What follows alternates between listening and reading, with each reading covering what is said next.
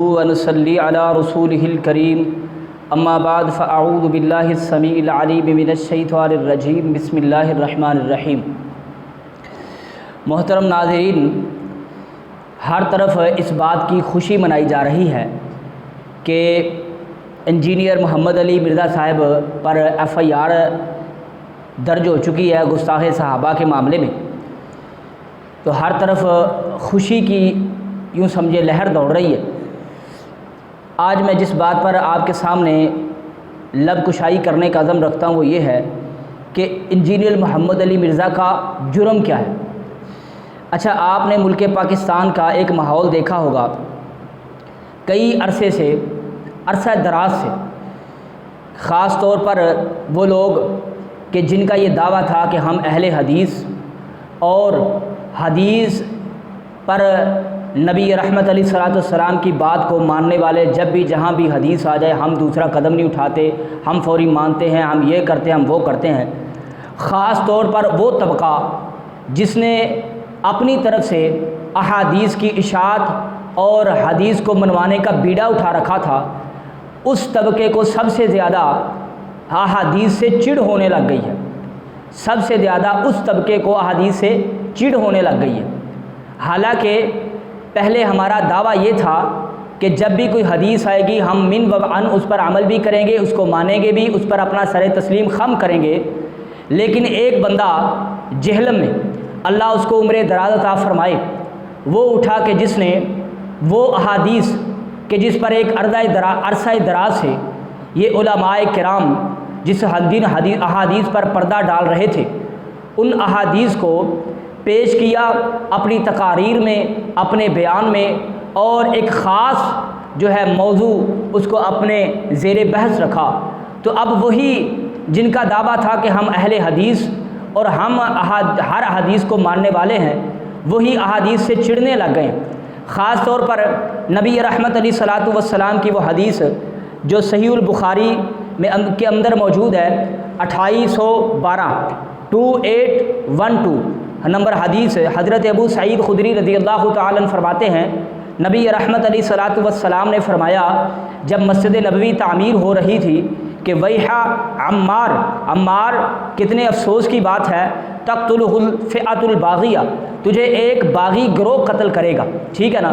اس حدیث کو لے کے یہ ایسے سمجھو کہ اہل حدیث خاص طور پر جس کا یہ دعویٰ تھا کہ ہم حدیث سے پھرتے نہیں ہیں، حدیث ہمارے سر کا تاج ہے، جب حدیث آ جاتی ہے کوئی ہم دوسری بات نہیں کرتے، ان لوگوں کے گلے کا پھندا بن چکی ہے، ان لوگوں کے گلے کی ہڈی بن چکی ہے یہ حدیث، اور اس میں مختلف قسم کی جو ہے تعویلات کی جا رہی ہیں، یہ فلاں گروہ تھا، یہ فلاں گروہ تھا۔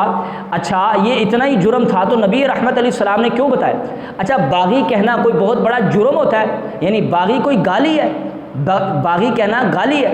باغی کا مطلب یہ ہے کہ وقت کے امیر المومنین کے خلاف کھڑے ہو جانا، اس کی جناب حکومت کو نہ ماننا بغاوت ہے۔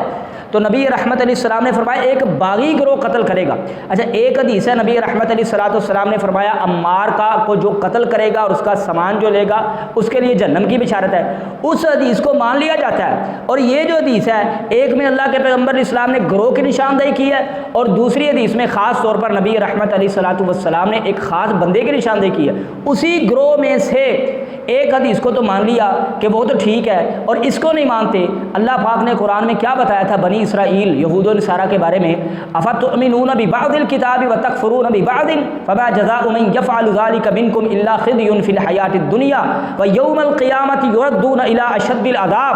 کیا تم اللہ کے حکم کو، اللہ کی بات کو، آیات کو، ایک کو مانتے اور ایک کو چھوڑ دیتے ہو؟ یہی کام ہو رہا ہے۔ اللہ کی قسم حق کی بات چھپ کر نہیں رہے گی۔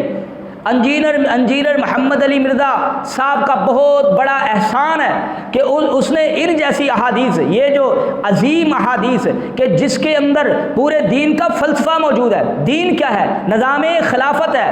اس نظام خلافت کو جس نے جناب ڈسٹرب کیا ہے اور جس نے پٹڑی سے اتار کر اس نظام خلافت کو خراب کر کے پورے دین کا نقصان کیا ہے، وہ جتنی دیر تک سمجھ نہیں آئے گی ہم اللہ کے دین کا غلبہ نہیں کر سکتے۔ اچھا، جن لوگوں نے، وہ کوئی بھی ہوں، سب سے پہلے یہ بات ذہن میں رکھ لیں، میرے دل میں صحابہ کرام کی عزت بہت زیادہ، میں صحابہ کرام کی عزت کرتا ہوں سر ماتھے پہ، لیکن اگر ان سے کوئی غلطی ہوئی ہے تو کیا ہم اس غلطی کو چھپائیں گے؟ حالانکہ اللہ پاک نے قرآن میں خود انبیاء علیہ الصلوۃ والسلام کی غلطیوں کو ڈکلیئر کیا ہے۔ قصہ آدم و ابلیس قرآن میں کتنی مرتبہ ہے؟ 7 مرتبہ۔ حضرت نوح علیہ الصلوۃ والسلام اور خاص محمد مصطفیٰ علیہ الصلوۃ والسلام جب غزوہ احد میں آپ کا چہرہ مبارک خون سے آلودہ ہوا، آپ کا چہرہ مبارک پر خون لگا، رنگا گیا، آپ کے دانت مبارک ٹوٹے، ٹھیک ہے نا، شہید ہوئے، تو نبی رحمت علیہ السلام نے کیا فرمایا تھا؟ اس قوم کو ہدایت کیسے ملے گی جو قوم اپنے نبی اپنے رسول کے چہرے کو خون سے رنگ دے؟ تو اللہ نے کیا کہا تھا؟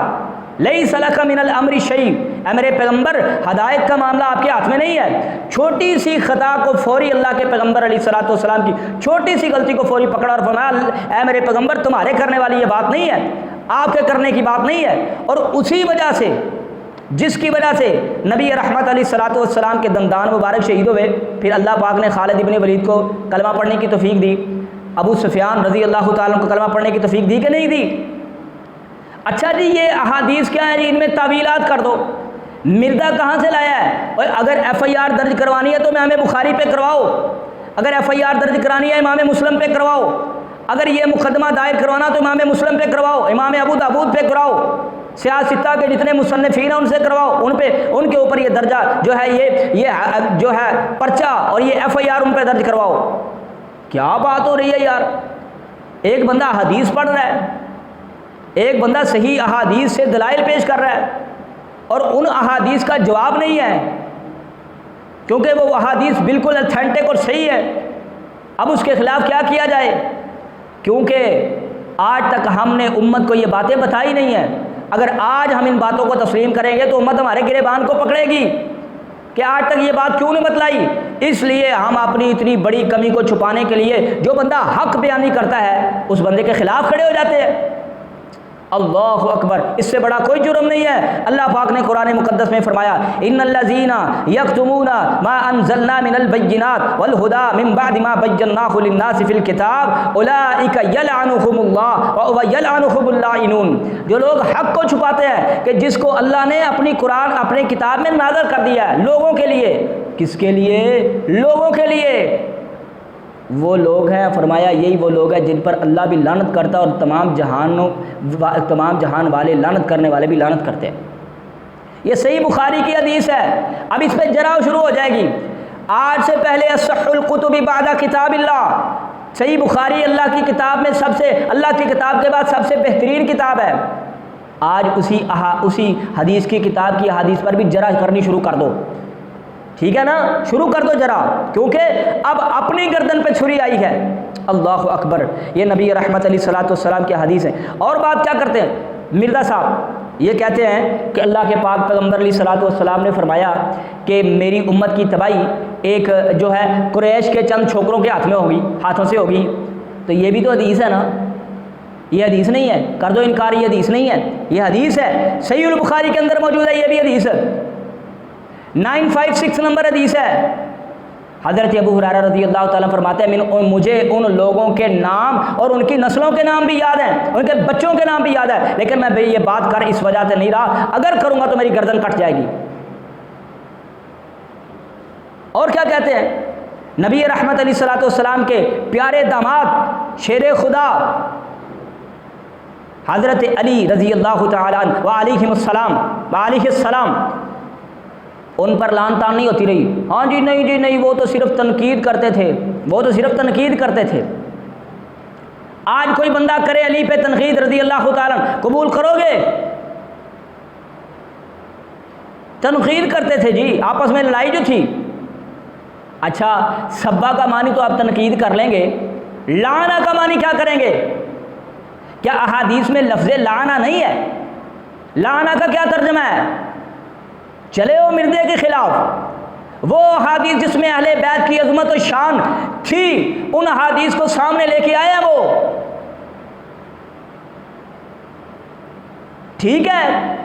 جن احادیث کو آپ نے چھپا کے رکھا تھا نا، باوجود اس کے کہ آپ کہتے تھے ہم اہل حدیث ہیں، ان احادیث کو جس میں اہل بیت کی عظمت اور شان ہے۔ آپ تو جب بھی اہل بیت کی بات کرنا شروع کرتے ہیں تو نبی علیہ الصلوۃ والسلام کے ازواج مطہرات کی بات کرتے ہیں۔ کیا بتائیے صحیح حدیث سے ثابت نہیں ہے کہ ازواج مطہرات اہل بیت میں شامل نہیں ہیں؟ اہل بیت کے دو معنی ہیں، ایک ہے عام مطلب گھر والے، اس میں اہل بیت کے اندر بیویاں شامل ہیں، اور ایک اہل بیت کا مطلب ہے خونی رشتہ دار، اپنے رشتہ دار خونی، اس میں اہل بیت شامل نہیں ہے۔ یہ امت کو کیوں نہیں بتاتے؟ اس لیے نہیں کیونکہ آج تک ہم نے امت کو گھاس کھلایا ہے، اگر آج صحیح بات کریں گے تو ہمارے گریبان کو پکڑے گی، اس لیے مرزے کے خلاف کھڑے ہو گئے ہیں جو بندہ حق بیان کر رہا ہے۔ حضرات صحیح مسلم میں روایت موجود ہے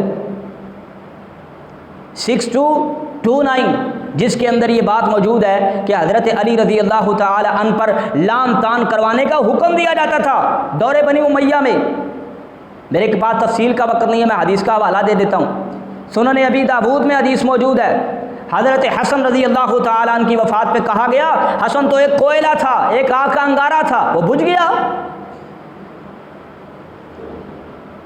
اور پھر اسی حدیث میں موجود ہے حضرت سہل بن سعد رضی اللہ تعالیٰ عنہ، حضرت مقدام رضی اللہ تعالیٰ عنہ فرماتے ہیں حضرت امیر معاویہ رضی اللہ تعالیٰ عنہ کو، کیا آپ کے گھر میں ریشم استعمال نہیں ہوتا، سونا استعمال نہیں ہوتا، جانوروں کی کھالوں کے کپڑے نہیں پہنے جاتے، مرد ریشم اور سونا استعمال نہیں کرتے؟ انہوں نے کہا ہاں کرتے ہیں۔ فرمایا اللہ کی قسم دے کے کہتا ہوں یہ اللہ کے پیغمبر علیہ الصلوۃ والسلام نے حرام نہیں کیا تھا، اور یہی بات کرتا ہے نا مرزا، تو یہ کہاں سے لے کے آئے؟ اپنے گھر سے۔ سنن ابی داؤد میں روایت موجود ہے جس کو حافظ زبیر علی زئی صاحب نے صحیح قرار دیا ہے، 4131 نمبر حدیث ہے۔ جائیں حدیث کی کتاب اور امت کے سامنے یہ بات کھولیں، نہ کہ کسی حق بیان کرنے والے کے خلاف ابھریں۔ صحیح البخاری میں موجود ہے مروان ابن حکم نے عید کا خطبہ بعد میں ہوتا ہے، نماز پہلے، خطبہ پہلے کر دیا۔ اچھا یہ صحیح بخاری میں حدیث نہیں ہے، اگر ہے تو پورے علماء کو یہ بات میں بتاتا ہوں، پورے علماء کے سامنے یہ میرا سوال ہے کہ کیا ضرورت پڑ گئی تھی کہ خطبہ پہلے کر دیا اور نماز بعد میں؟ ضرورت بتا دیں، اس کی غرض و غایت بتا دیں۔ غرض ایک ہی تھی کہ حضرت علی رضی اللہ تعالی عنہ پر تنقید لام تان کی جاتی تھی، لوگ سنتے نہیں تھے، اس لیے خطبہ پہلے کر دیا کہ لوگوں کو ضرور سنائیں گے، حق نہیں چھپانا۔ اب وہ دور شروع ہو گیا ہے جب اللہ کا دین دوبارہ پھر ابھرے گا، اس لیے اب اللہ کے دین پر وہ داغ دبے جو لوگوں نے اپنے پیٹ اور اپنے مسلکوں کی خاطر لگائے تھے، اللہ ان کو صاف کرے گا، اور انشاءاللہ ایک دفعہ پھر نشاط ثانیہ ہوگی اللہ کے دین کی۔ اگلی اور آخری بات، حضرت عبداللہ ابن عمر بن عاص رضی اللہ تعالی عنہ کعبہ کے سائے میں لوگوں کو خطبہ دے رہے ہیں، صحیح مسلم میں روایت موجود ہے، ٹھیک ہے نا؟ کعبہ کے سائے میں لوگوں کو خطبہ دے رہے ہیں، کیا کہہ رہے ہیں؟ لوگوں اپنے امیر کی اطاعت کرو، میں نے اللہ کے پیغمبر علیہ الصلوۃ والسلام سے سنا تھا، لمبی چوڑی حدیث ہے۔ تو ایک بندہ صحابی آیا، اس نے کہا عبد الرحمن بن عبد رب کعبہ، انہوں نے کہا آپ ہمیں یہ خطبہ دے رہے ہیں، ہمیں یہ تلقینیں کر رہے ہیں، کیا واقعی یہ بات آپ نے اللہ کے پیغمبر علیہ السلام سے خود سنی ہے؟ اور یہی حدیث پڑھ رہے ہیں نا مرزا صاحب، تو یا تو ایسا کریں یہ مقدمہ درج کروائیں، اور میں بات یہی کرنا چاہتا ہوں اصل میں یہ مقدمہ کس پر ہونا چاہیے؟ امام مسلم پر، امام ابو داؤد پر، امام نسائی پر، اور جناب سنن امام جناب دیگر جو کتب احادیث ہیں، اور خاص طور پر مصنف ابن ابی شیبہ، امام ابن ابی شیبہ پر، جنہوں نے غزوہ صفین، جنہوں نے جنگ صفین، جنگ جناب نہروان اور جنگ جمل کے اوپر جنہوں نے پورے باب باندھے ہیں۔ سمجھ ہی نہیں آتی، امت کو جناب بیوقوف سمجھا ہوا ہے۔ حضرت عبداللہ ابن عمر بن عاص رضی اللہ تعالیٰ عنہ فرماتے ہیں کہ یہ ساری باتیں تو میں نے اللہ کے پیغمبر علیہ السلام سے سنی ہیں۔ تو انہوں نے کہا اچھا ہمیں تو آپ یہ تلقین کر رہے ہیں کہ امام کی اطاعت کرو، فرما برداری کرو اپنے امیر کی، تو یہ آپ کے چچا کا بیٹا، نام ہے حدیث میں معاویہ رضی اللہ تعالیٰ عنہ، نام موجود ہے، وہ تو ہمیں کہتے ہیں کہ ہم اپنے آپ ایک دوسرے کا مال ناجائز اور حق ناحق طریقے سے کے ساتھ کھائیں اور ایک دوسرے کو قتل کریں، تو آپ بتائیں ہم کیا کریں؟ تو حضرت عبداللہ ابن عمر بن عاص فرماتے ہیں فساقت ساعتم، تھوڑی دیر خاموش رہے، ثم پھر کہا کہ اطاعت کریں ان کی اللہ کے حکم کے تحت رہ کے، لیکن جہاں اللہ کی نافرمانی اطاعت چھوڑ دیں۔ بتائیں یہ حدیث صحیح مسلم میں ہے یا نہیں ہے؟ جو بندہ ان احادیث کو، پیغمبر علیہ السلام کی حدیث کو پڑھ رہا ہے وہ مجرم ہے، یا جو بندہ ان حدیث کو اپنی کتابوں میں روایت کر کے یہاں تک لے کے آیا وہ مجرم ہے؟ اللہ اکبر۔ کرنے والی بات یہ تھی کہ آپ یہ کہیں کہ ٹھیک ہے جی وہ بڑے لوگ تھے، ان سے غلطیاں ہوئی ہیں، لہذا ہمیں کیا ضرورت ہے کہ ان کی غلطیوں کو اجاگر کریں، اگر کرنا بھی ہے تو احسن طریقے سے، ٹھیک ہے، لیکن ان احادیث کا انکار اور ان کی غلط تعویلات اور کلی طور پہ کہنا کہ نہیں کچھ تھا ہی نہیں، اور پھر اس سے بڑی بات کہ پھر دفاع شروع کر دینا، جھوٹا دفاع، اللہ اکبر، اس سے بڑا کوئی جرم نہیں ہے۔ لہذا میں آخر میں پھر یہ بات کروں گا کہ اگر مقدمہ، اگر آج امام بخاری امام مسلم زندہ ہوتے نا تو یہ پاکستان کے علماء ان پر بھی یہ FIR درج کروا دیتے کہ دیکھیں جی کیا کہہ دیا انہوں نے، اور بھائی یہ جرم نہیں ہے، بڑے لوگ اگر غلطی کریں تو چھپا دیتے ہیں، جس بات میں اللہ کا دین موجود ہے۔ اگر یہ بات ضروری نہیں تھی یہ باتیں تو نبی رحمت علیہ السلام نے کیوں کی ہیں؟ اگر یہ باتیں کرنا اتنا ہی جرم تھا تو کیوں کی ہے؟ اور بھائی یہ بھی اللہ کے دین کا حصہ ہے۔ ہاں اگر کوئی زبان درازی کرتا ہے، اگر کوئی لان تان کرتا ہے، اگر کوئی کسی صحابی کو برا بلا کہتا ہے یا اس پر اعتراض کھڑا کر کے اس کو کفر اور شرک تک لے جاتا ہے، یا کسی کو فاسق کو فاجر کہتا ہے، اپنی زبان سے اس طرح کے نازیبا کلمات کہتا ہے تو وہ واقعی صحابہ کا گستاخ ہے۔